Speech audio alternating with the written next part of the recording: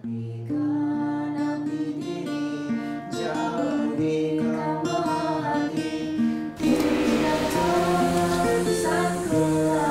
ini kita menyepi lagi, dan di ujung sepi saat amati geni, bukalah pintu sunyi, nyalakan cahaya hati, mencari Hyang Widi. Lalu siwakan hati, sukma dalam semedi, pagari jiwa ini dengan catur berata nyepi. Mari tetapkan hati untuk Hang Rasawani. Isolasi mandiri, isolasi hati, isolasi nurani. Selamat Hari Suci Nyepi Tahun Baru Saka 1944 Untuk seluruh umat Hindu senusantara. Lalu siwakan hati, jiwa dalam semedi, Warna satyam, siwam, sundaram. dengan catur berata nyepi. Lalu ikatkan janji demi hati nurani, pagari hati ini untuk menjaga harmoni.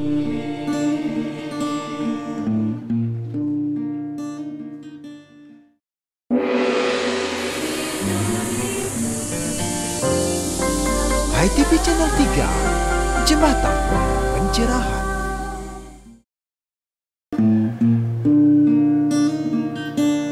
Dari ujung sepi, ku cari yang hakiki, menggali gali nyepi, mencari sang Hyang Widi.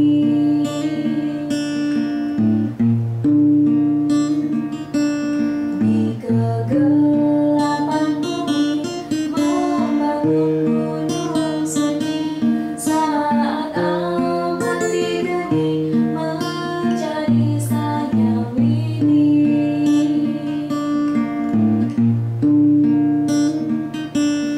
Lalu siwakan hati, jiwa dalam semedi, pagari jiwa ini dengan catur berata nyepi.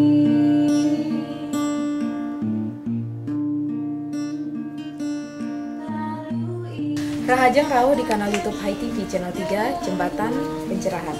Napi Orti, Dumogi serta becek dalam karunia Hyang Widi. Mulai edisi ini, HiTV Channel 3 akan hadir dengan tayangan khusus spesial menyambut Tahun Baru Saka 1944, berupa tontonan, berisi tatanan, dan memberi tuntunan tentang spirit catur berata nyepi. Seperti biasa, mari kita awali dengan high schooling Sekolah Rumah Hindu Dharma, dilanjutkan dengan tayangan inspiratif lainnya. Selamat menyaksikan.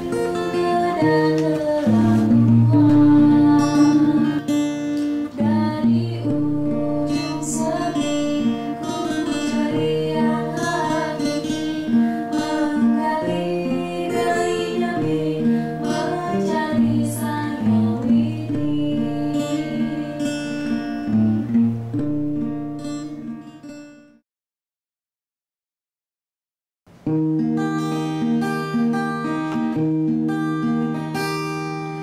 Inilah media yang Transfer nilai dan moral sangat diperlukan untuk membentuk karakter building. Inilah Sekolah Rumah Hindu Dharma High Schooling dalam program Tutur Sebelum Tidur. Nah, pada suatu hari, si tikus ini ingin mencari makan ke kebun jagung. Tetapi di perjalanan ia dihentikan oleh seekor kodok. Kodok itu bilang, "Tikus, jangan ke sana ya. Di sana ada ular yang sangat ganas loh. Nanti kamu bisa dimakan oleh ular-ular itu." Tetapi tikus tidak menghiraukan ucapan dari si kodok itu. Jadi ia memilih untuk tetap berjalan menuju kebun jagung itu. Tapi di tengah perjalanan, si tikus itu kembali dihentikan oleh si kura-kura. "Kus, jangan ke sana. Nanti kamu dimakan loh sama ular itu." Tikus bilang, "No problem, aku tetap ingin makan jagung." Nah, akhirnya si tikus pun melanjutkan perjalanannya hingga ia sampai di kebun jagung. Setelah ia sampai di kebun jagung, ia sangat terkejut karena ada 2 ekor ular yang sangat ganas sudah mengintainya. Ular itu adalah ular poleng dan ular piton. Nah, karena ular itu sama-sama lapar, mereka berdua itu pengen untuk nyergap tikus. Lalu mereka berdua bertengkar untuk memperebutkan si tikus. Nah, tapi si tikus ingin memanfaatkan situasi itu untuk kabur. Tetapi dia tidak berhasil kabur karena salah satu ular melihatnya ingin kabur.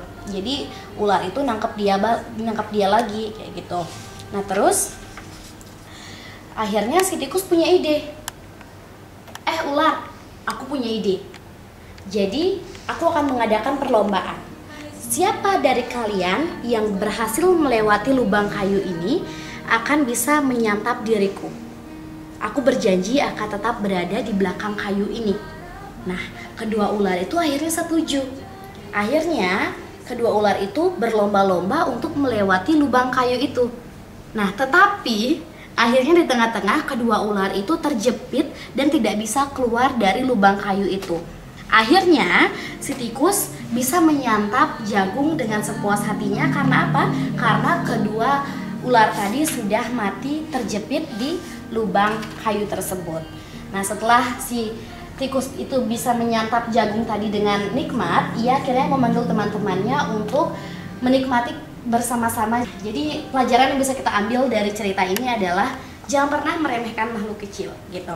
Karena dalam kehidupan nyata itu kita sering dihadapkan dengan banyak karakter. Ada yang jahat, tamak, serakah, rakus, dan lain sebagainya. Tapi dalam menghadapi golongan yang lebih kuat dari kita harus jauh lebih cerdik dari golongan kuat itu. Nah, dengan menggunakan akal, kita bisa mengalahkan golongan-golongan yang lebih kuat daripada kita. Nah, kita harus mengasah pikiran kita agar kecerdikan menjadi sahabat di dalam kehidupan kita. Ibarat sebuah lagu, nyepi seperti jeda untuk mengharmoniskan komposisi. Hidup memang memerlukan jeda untuk menarik nafas mulat sarira, memberi makna pada kehidupan. Bukankah sunyinya nyepi saat bagi kita memantik pesan dingin catur berata nyepi dan mengambil spirit menyalakan semangat menyambut Saka 1944. Selamat Hari Suci Nyepi Tahun Baru Saka 1944. Selamat menyalakan semangat Nyepi dengan pedang tajam literasi. Siwakan hati, jiwa dalam semedi, pagari jiwa ini dengan catur rata nyepi.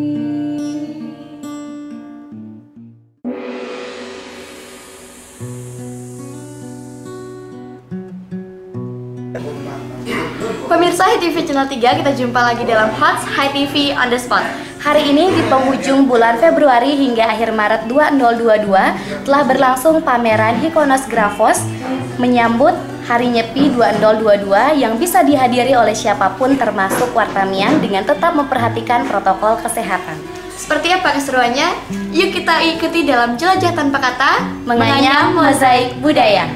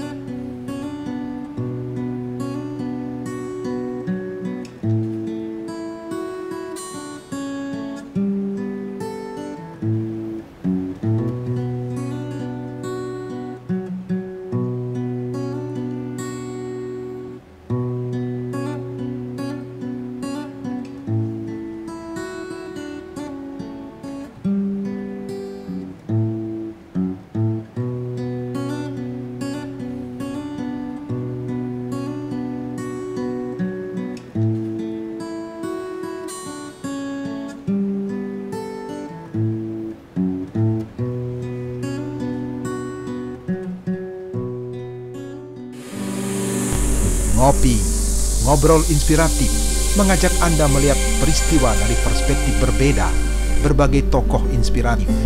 Karena secangkir ngopi, menikmati solusi, bukan sekadar narasi. Pemirsa HiTV Channel 3, kita jumpa kembali dalam program Ngopi, Ngobrol Inspiratif. Kali ini topik hangat kita tentang prosesi nyepi. Kita ketahui rentetannya mulai dari melasti, kemudian ada pengerupuan, nyepi sipeng, sampai membak geni. Nah, semua ini menjadi peristiwa yang sangat luar biasa bagi dunia, juga bagi umat Hindu kita. Nah, seperti apa prosesi awal dalam rentutan Hari Raya Nyepi, yaitu melasti? Langsung saja kita akan tanya-tanya kepada tamu spesial yang sudah datang ke kedai Ngopi Esko setelah pariwara yang satu ini. Didukung oleh Duparani, dupanya Hindu sejati. Pemirsa HTV Channel 3 masih di kedai Ngopi Esko bersama tamu spesial kita, sudah hadir Bapak Agus Widyatana. Napi Orti, Pak Agus? Nggih, becek-becek ya. Sehat selalu Bapak? Ya, sehat selalu. Langsung saja, salah satu prosesi nyepi kita ada melasti nih, mulai dari Segara, ke Beji, Menastirta begitu Pak ya, sampai ada juga yang nyebok Pak. Bagaimana sih menurut pandangan Bapak, ya dari kacamata Bapak tentang melasti itu? Nah, kalau melasti itu sebenarnya terdiri dari dua kata ya. Yang pertama itu melas, yang artinya lepas, kemudian bisa berarti meniadakan, kemudian di itu adalah letah reged, yang artinya kekotoran. Jadi kita melepas kekotoran. Nah, jadi kotoran yang dimaksud di sini bukan kotoran secara material, tetapi secara dimensi spiritual. Selama 1 tahun tentu ada perbuatan kita yang tidak sesuai dengan dharma ya, tidak sesuai dengan aturan, tidak sesuai dengan norma, dan itu menyebabkan kita kotor secara batiniah. Nah, kotor secara buana alit ini juga mempengaruhi dia kepada buana agung atau alam semesta. Jadi kita membersih dulu secara buana agung, kemudian baru kita membersihkan diri ya secara buana alit. Jadi seimbang antara buana agung dengan buana alit, begitu. Iya. Kita lanjut Pak. Proses nyepi salah satunya menulis ini dari sudut pandang agama nih pandangan Bapak. Kenapa harus ke Segara gitu Pak? Sumbernya mungkin bisa ke tempat lain, dan apa sih yang bisa Bapak katakan? Begini ya, sebenarnya kenapa ke Segara atau ke pantai ya? Karena ini terkait dengan kisah pemutaran Gunung Mandara ya. Jadi para dewa dan raksasa dia menyuling samudra untuk menemukan tirta kehidupan. Jadi ketika melaksanakan penyulingan samudra Kesira ini atau samudra Lawana ini, yang pertama kali muncul di sana bukannya tirta amerta, tetapi adalah racun hala-hala. Di sumber lain disebut sebagai racun kalakuta. Nah, kalau kita rekam moral dari kisah ini adalah segala proses yang kita lakukan di dunia ini tidak serta-merta mendatangkan kebahagiaan. Di awal-awal perjuangan tentu rasa pahit yang muncul, karena itu racun hala-hala tadi yang keluar. Nah, ngelebur turmaning membersihkan sehananing male papo petake angamet ikan amerde. Jadi membuang kekotoran dunia ini, kemudian mengambil tirta amerta. Ini sebenarnya tujuan melasti seperti definisi kata melasti tadi ya.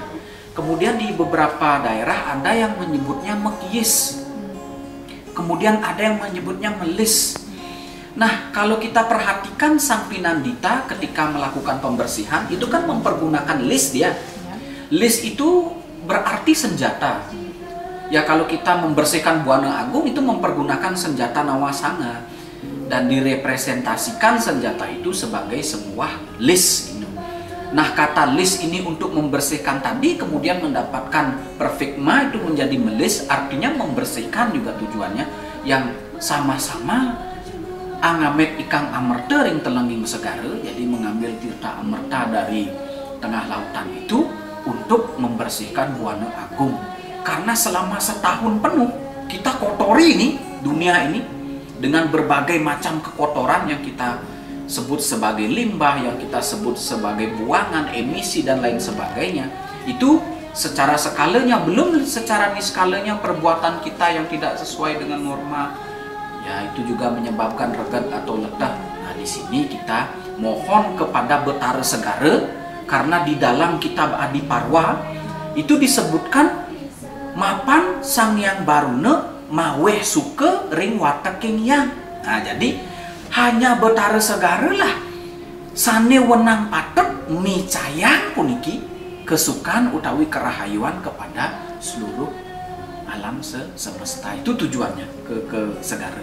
Nah, terima kasih Pak. Jadi setelah prosesi melis itu kita akan mendapatkan tirta pembersihan untuk kita lakukan pembersihan pada Buana Agung juga Buana Alir. Tapi seperti apa ritual upacaranya pemirsa ini, jangan kemana-mana. Mari kita temukan jawaban Pak Agus setelah yang satu ini.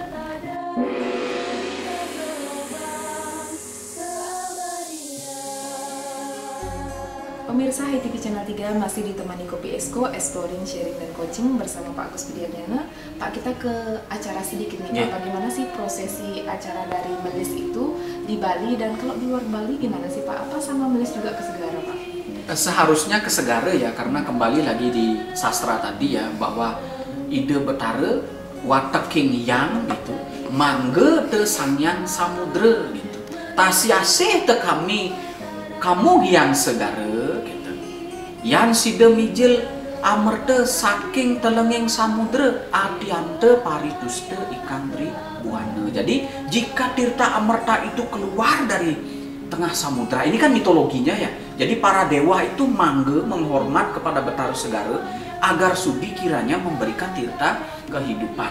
Nah, kalau misalnya di daerah pegunungan yang jauh dari pantai, jauh dari Segara, di mana kita bisa melakukan melasti, memohon pembersihan ini? Tentu saja jawabannya ada di sumber-sumber air. Gitu ya. Kalau kita kembali lagi kepada lontar tutur gong besi, kisah maring Segara alungguh ring luah betari gangle ngarang wenang taleride micayang pawitra. Jadi beliau juga berhak ya memberikan penyucian, penyupatan pipat gamini namanya dalam agama Hindu, menyucikan Buana Agung kalau dia jauh dari samudra. Apa pesan yang bisa kita ambil untuk generasi milenial dari sana? Yang pertama adalah bahwa kita diajari untuk introspeksi diri, membersihkan diri selama setahun. Ya, apa yang sudah kita lakukan? Apakah kita mengotori alam ini? Nah, itu yang pertama. Kalau dilihat di mitologinya, para dewa mencari amerta, tidak amerta dulu yang keluar, racun hala-hala yang keluar. Jadi kan kebanyakan dari kita cepat putus asa. Ya baru sekarang gagal, sudahlah, menyerah saja. Nah, di sana jangan seperti itu. Ya harus seperti para dewa, keluar racun, lanjutkan perjuangan agar sampai menemukan kehidupan. Demikian pemirsa HiTV Channel 3, itulah tadi ngobrol inspiratif kita tentang prosesi nyepi yang pertama adalah melasti. Semoga dapat bermanfaat dan menginspirasi untuk kita bersama. Saya Mia Gandewa dan Pak Agus Budi pamit undur diri. Salam damai Channel 3. Selanjutnya kita nikmati ngopi ngobrol inspiratif. Inilah suguhan hangat secangkir ngopi, ngobrol inspiratif, mengajak Anda melihat peristiwa dari perspektif berbeda. Berbagai tokoh inspiratif tak sekadar berbasa-basi, tapi mencari solusi.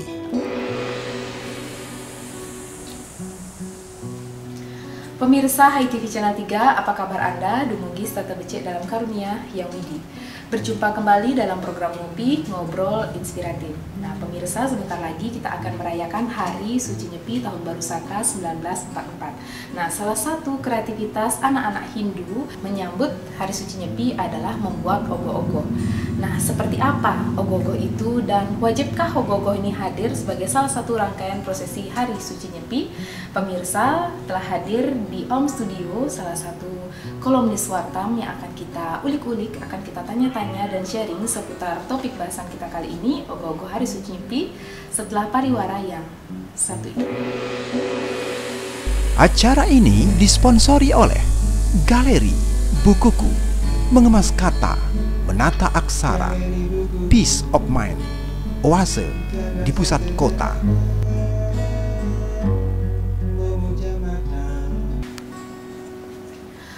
Pemirsa HiTV Channel 3 masih di Om Studio bersama tamu khusus kita, Bapak Putu Gede Siyoga, Napi Orti. Pak Siyoga. Ya, cip-cipnya. Sehat selalu Pak ya.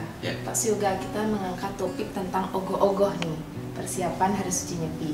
Nah, bagaimana pandangan Pak Siyoga tentang ogoh-ogoh? Karena kita ketahui kalau kita lihat anak-anak milenial biasanya tidak terlepas dari yang namanya boneka mungkin, kemudian juga ada robot, monster, sosok-sosok yang modern gitulah Pak ya. Lalu gimana posisinya dengan ogoh-ogoh ini Pak? Iya, ini menarik. Jadi mereka sebenarnya sudah punya dasar tentang monster kan begitu. Nah kalau kita lihat ogoh-ogoh kan juga menyatakan itu kalau kita lihat secara mitologi begitu, dia sebenarnya sosok Buddha. Kalau jadi personifikasi diwujudkan sosok dalam konsep mitologi itu dalam bentuk ikonografi, dalam bentuk sosok demikian. Nah ini mewakili kemudian Buddha, kalau pisaca, raksasa, nah seperti itu, will dan sebutan-sebutan lain sebagai tokoh ataupun penguasa daripada budak-budak yang ada di bawahnya. Kalau seperti itu. Ya, baik Pak Syoga, berarti ogoh-ogoh ini digambarkan sebagai sosok yang menyeramkan begitu Pak ya. Lalu bagaimana menurut kacamata Pak Syoga dari Hindunya dulu deh, seharusnya bagaimana menggambarkan sosok ogoh-ogoh ini Pak?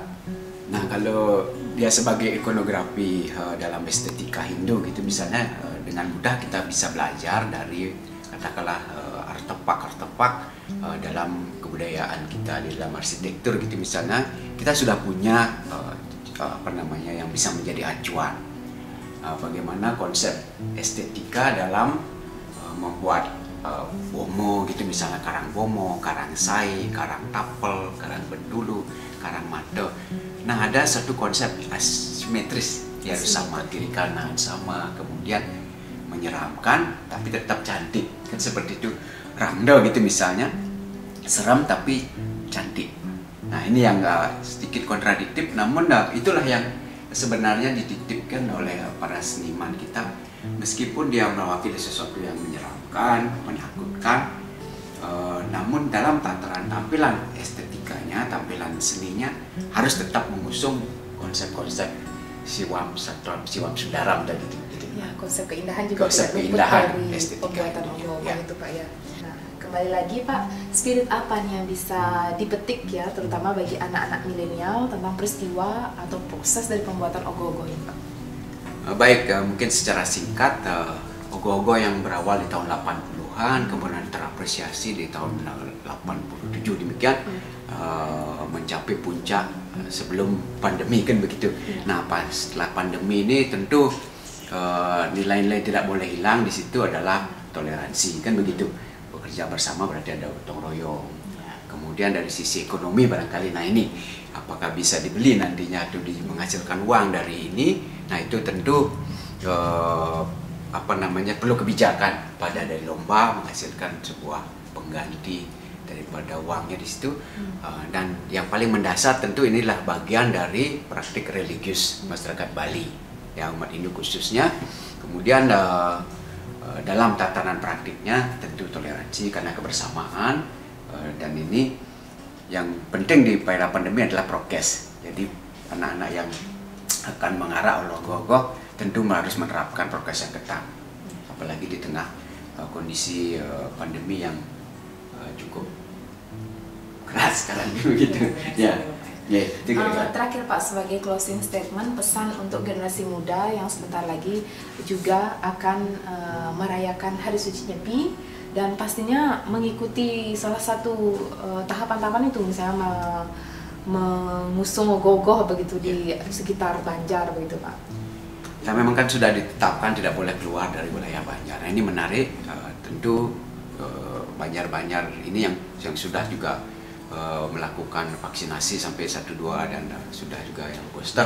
Nah, kita harapkan memang berjalan dengan baik. Tentu persyaratan mendasar sekali prokes ini harus dilaksanakan dengan disiplin oleh anak-anak kita. Seperti itu. Bisa mengarah ogoh-ogoh, yang terpenting menjalankan protokol kesehatan begitu Pak ya. Demikian pemirsa HiTV Channel 3 yang telah tadi ngobrol inspiratif kita mengenai ogoh-ogoh. Semoga dapat bermanfaat dan menginspirasi untuk kita bersama. Saya Mia Gandewa bersama Bapak Putu Gede Syoga pamit undur diri. Salam damai Channel 3.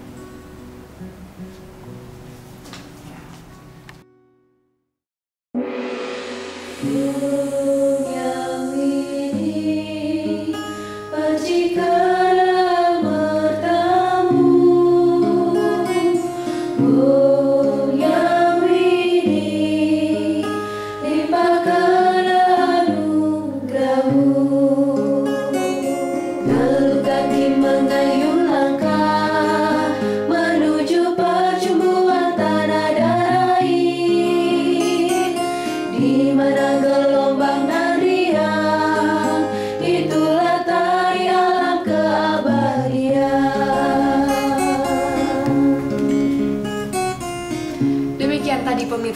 tersusun dari nada, makna di balik nada menjadi tayangan akhir kebersamaan kita.